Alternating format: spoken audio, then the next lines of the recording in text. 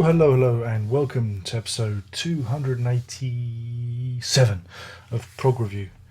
And if you haven't read the title or the description, I'm talking about Profiles by Mason and Fenn. Mason and Fenn. That's Nick Mason to you. Yes, Nick Mason and Rick Fenn. Look, there they are. They're on the back. Yeah. This is part of my series looking at the various solo albums put out by members of Pink Floyd. This is to get you juiced up for The Endless River, which is indeed released today.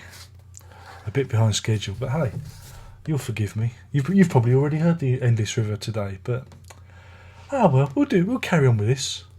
We're not a busted flush. We'll carry on. Yeah, so this was this was interesting. This was released in 1980. When was it? 1985. 1985. This was released, and it's largely instrumental. There are two songs on there: "Life for a Lie" and "Israel." The rest of it is, like I said, it's instrumental in it, but it's very much what can I say? Very much of a product of its time. The music, not so much being bad. It's just being from the 80s. Take your mind back. Go back. Imagine, I don't know, Miami Vice and those kind of cop shows from the 80s. The music from here, the instrumentals on here would suit those TV shows and films very well. It is, in a way, it is very much almost cinematic music. You could imagine it on a 1980s action movie, or like I say, cop show. Standout. I mean, it's obvious what I'm going to say if you're familiar with this record, but if you're not familiar, the standout track is "Life for a Lie" because it features a certain Mr. David Gilmour. Yes, he's doing the old vocals on there, but the track itself, if you strip back the hokey 80s percussion and that, also features Maggie Riley on backing vocals. You might know her from her time with Mike Oldfield. But if you can imagine this one, "Life for a Lie," being almost like it could fit very well with Momentary Lapse of Reason. I think it could have. It feels like it could be on that album. There is an element of the Floyd sound at that time running through it, and you've got to remember that the Momentary Lapse of Reason was only 2 years away down the line from this. The other song is called "Israel," and it's sung by I can't remember now. Let me see. I can't even read. Danny Peronel. Yes, and he's with a band. He's with a band.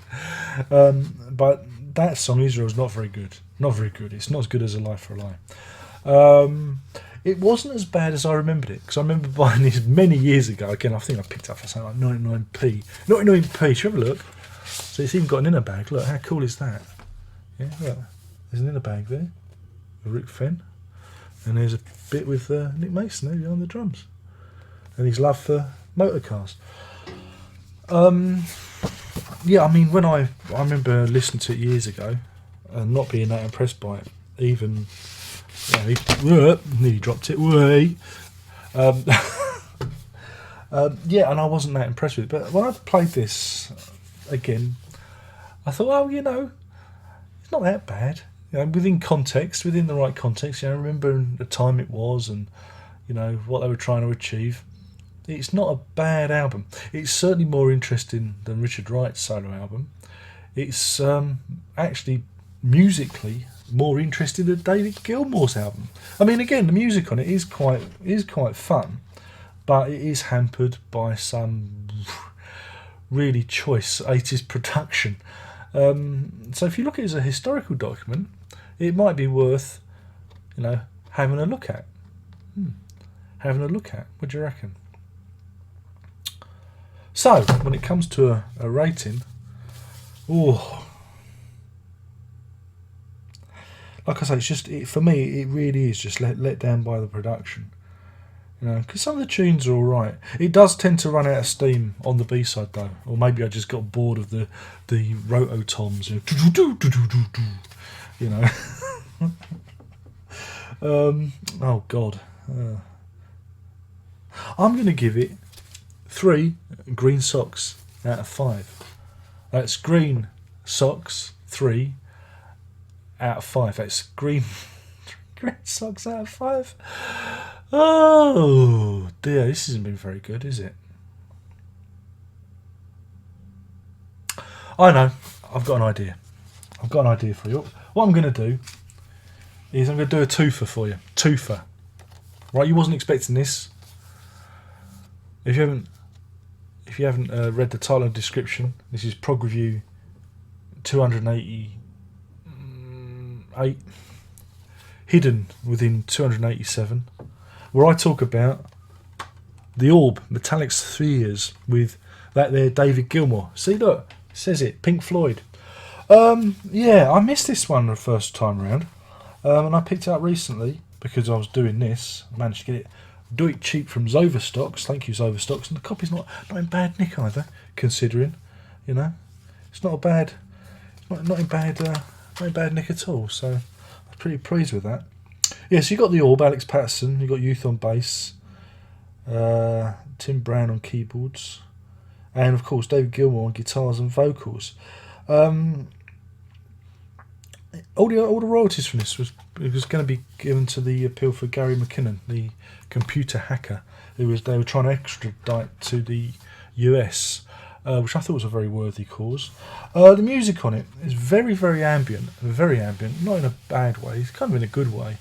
And there's lots of guitar and stuff. Lots of again, this is a very nebulous review. Kind of matches the album. There's lots of guitar and stuff from Gilmour on it. I wasn't sure that the two melded together that well. It was interesting, but as ambient music and the ambient dance music goes, you know, I had a bit of an issue with it. I found it a little bit dull, but I used this as preparation for the Endless River, because I had a funny feeling that some of the elements from this, you know, some of the ideas or some of the pacing of it, they might use, you know, Gilmour might have used his experience with the orb, because Youth. Does Youth play bass on the Endless River? I don't know. I probably made that up. I thought it might be worth me checking it out. Again, if you're not fans of the orb, you can have a bit of a hard time with this. You know, though there are bits of Gilmour guitar that do shine through, you might find it tough going. I don't think it's wholly successful. I found it a little bit, but again, I think it's one of those records that you might have to work at. You know, I've only given it a couple of listens. I gave the stereo CD, and what this has got this 3D 60 CD, where they've remixed the sound so it sounds like it's super duper stereo on headphones. Personally, it just sounded like they'd panned things more, and you know, I wasn't really feeling it. It wasn't like, oh, excuse me.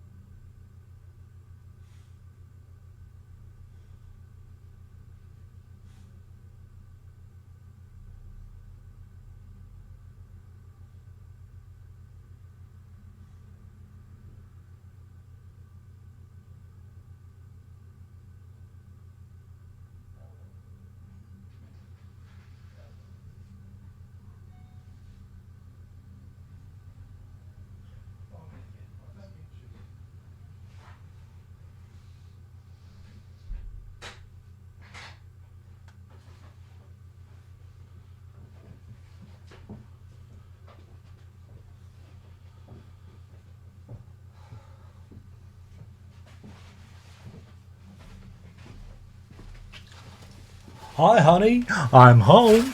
Well, that's turned into 2 of these. Hey, shall we carry on? So anyway, the orb with Gilmour. I'm going to wrap this up because this is all going. Oh, we'll do it all at once, shall we? I think it's one of those records. I had a real hard time kind of getting into it, and it's funny because I usually kind of like ambient music like this, but it didn't really grab me. But I think it might be one of those records that I'll need to give another listen to. So I'm going to give this 2 metallic orbs out of 5. That's 2 metallic orbs out of 5. Yeah. But yeah, interesting, they've released a 3D 60 version. So please use headphones. So it's 3-dimensional sound on 2 channels, but yeah, I couldn't get it to work. It didn't sound like that to me. So anyway, shall we see what's in the boxes, shall we? Shall we just do this all at once? I should just have a camera rolling all the time. Oh God. So anyway, first box up. I think I know what this is. Are you ready? Are you ready? Are you ready? Are you ready now? It's the Endless Wither by the Pink Floyd. Oh yes. Thanks to Auto Rip, I've already listened to this in stereo. But this is the Super Duper Deluxe 5.1 Blu-ray 2-disc set with extra stuff and goodies. I'll do an unboxing, don't worry. I'll do that separately. But there we go. So you can see what that is. And this, I don't know what this is. It sounds like a lot of stuff.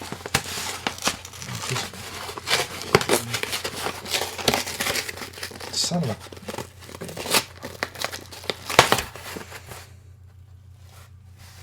a... This is from the... Again, this isn't something that I wanted, but somebody asked me to cover this band. This is the Blue Oyster Cult box set. I don't know, I can't remember who said it, but they said, oh, you must cover Blue Oyster Cult. I don't really know anything about the Blue Oyster Cult, so I put this on the wish list, and somebody has very kindly done the business. It's Mr. Ray Blake. Gift note from Mr. Ray Blake. Darren, I have very fond memories of Blue Oyster Cult. First listening to their records and later seeing them live. Hope you enjoy this. Prog on from Roy Blake. Well, again, like I said, the Blue Oyster Cult are completely unknown to me because I don't like American music. So I don't know. I only know, was it Don't Pay the Ferryman? That's the only. That's about the limit of my knowledge. So I've got an education here, and apparently this is the Columbia Albums Collection, and there are 1, 2, 3, 4. There are 8 albums. 8 albums. I have to do an unboxing for this. So this is going to be interesting. This is going to be something else. So yeah. Ooh. Apparently there must be a DVD in there as well because it says Region 0 NTSC. Huh. Wow, blimey. Who'd have thunk it, eh? That's quite a nice box set. I mean, I know it's quite a good price on Amazon, so yeah. Thank you, Mr. Blake. Very, very kind of you. Again, I'm being overwhelmed. I should hide the wish list for me drowning in a sea of box sets. Help me! Help me! I'm drowning! You'd like to see that, wouldn't you? Yeah, you would. I think I might have to just start listening to music 24/7 to catch up with the backlog because I've got so much to get on with. I mean, I do walk home from the school run with my headphones in. I don't walk to school with headphones in because that's very rude. Because Verity and Herbie might want to talk to me. Well, Herbie won't, but Verity might. I'll say to Herbie, "How are you, son?" No, nothing. He never answers. But hey, that's his business. He's a very private man, very private little man. So yeah, this has gone all round the houses. There's one more review left in my series, which I was going to do. Oh boy, I've forgotten where. What was this start? What did I start this as? It was a review, wasn't it? Yeah, that was it. Profiles. That was it. I did profiles and I did metallic spheres because that was just a short one. I did 2 short ones. You had a twofer and you had a mini unboxing. I mean, God, I'm not giving you value for money today. But there's one more Pink Floyd review up. You might want to tune into that one. Unless I drop a clanger. That's your clue. That's a cryptic clue to what it's going to be. But it'll be along in a minute because I'll probably upload it after this one. Okay then. My name's been Darren Locke. I've got to say thank you to Ray Blake for his very kind donation of the Blue Oyster Cult. Ouch. I've got to do this one as well, right? And then there was this one. And then there was this one. And after that, there's only one more thing to say, and you know what that is. Prog on.